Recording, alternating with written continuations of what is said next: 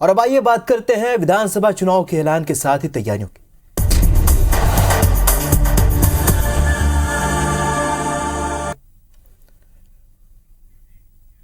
तो आपको बता दें कि मध्य प्रदेश में चुनावी समर समेत तमाम तैयारियां इस वक्त शुरू हो चुकी है। सभी राजनीतिक दल इस वक्त मैदान में हैं और तरह तरह के जो आंकड़े हैं वो सामने आ रहे हैं, तरह तरह के गणित देखने को मिल रहे हैं। जिन अंचलों में सबसे ज्यादा कांटे की टक्कर देखने की उम्मीद जता रहे, वहां पर दोनों ही प्रमुख पार्टियों के प्रत्याशियों के ऐलान के नाम लेके, हालांकि बीजेपी में प्रत्याशियों की घोषणा हो चुकी है और उन्हीं में पहला नाम आता है महाकौशल का।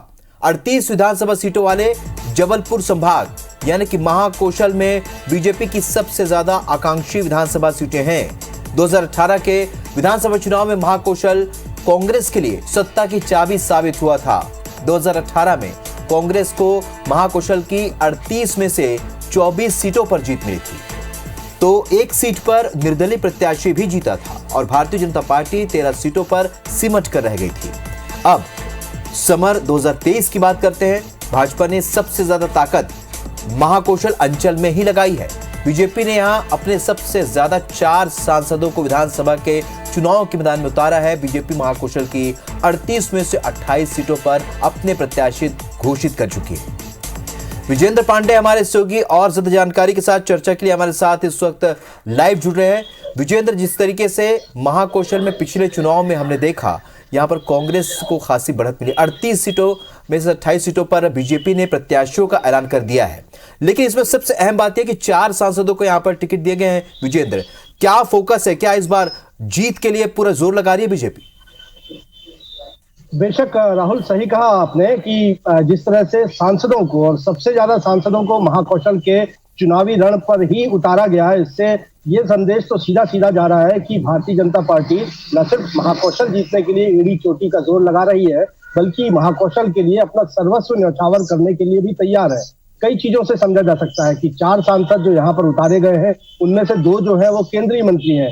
अगर हम जबलपुर की बात करते हैं तो लगातार 4 बार के सांसद राकेश सिंह जबलपुर पश्चिम से चुनाव लड़ रहे हैं, जिनके सामने चुनौती पश्चिम में कांग्रेस का जो गढ़ बन गया है उसको भेजने की है, उसको जीतने की है।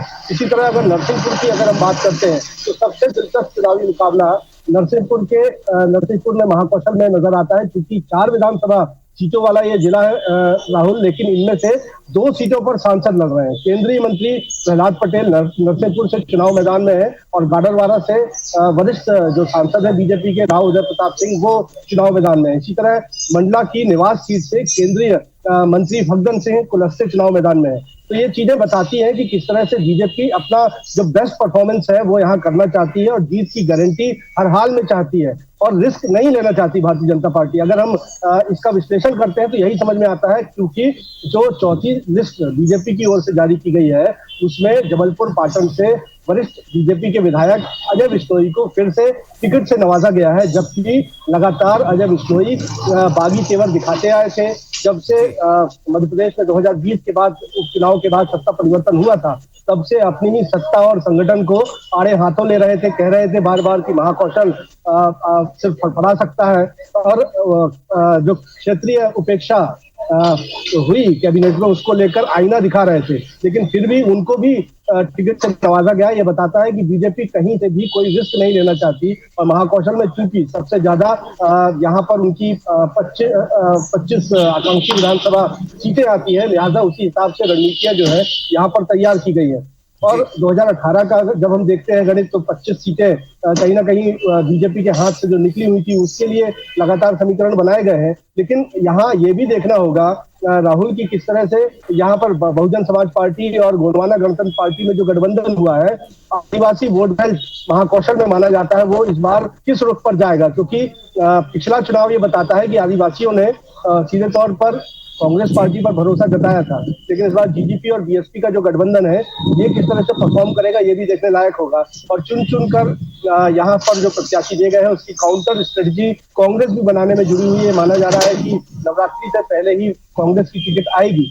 और इसके ये मुकाबला किस तरह से होगा देखना दिलचस्प होगा, लेकिन लगातार सियासी समीकरण जो है तो दोनों ही पार्टियां यहाँ पर बैठाने की कोशिश कर रही हैं ताकि महाकौशल को जीता जा सके। और ये साफ है कि महाकौशल से जो संदेश जाएगा वो राजधानी भोपाल तक भी उस पार्टी को लेकर जाएगा जो महाकौशल का दिल जीतेगा, वो मध्य प्रदेश की सत्ता भी जीत सकता है। राहुल, चलिए देखना होगा विजेंद्र, क्योंकि महाकौशल की उपेक्षा के हमेशा से आरोप रखते रहे हैं, लेकिन एक बड़ी चुनौती यहाँ पर बीजेपी के सामने नजर आ रही है क्योंकि कांग्रेस की जीत यहाँ पर देखी गई है। लेकिन अब गोंडवाना गणतंत्र पार्टी और बसपा की जो गठबंधन है वो कितनी बड़ी चुनौती यहाँ पर साबित होगा, ये भी देखना होगा। आप हमसे जुड़े इसके लिए बहुत बहुत शुक्रिया आपका विजेंद्र।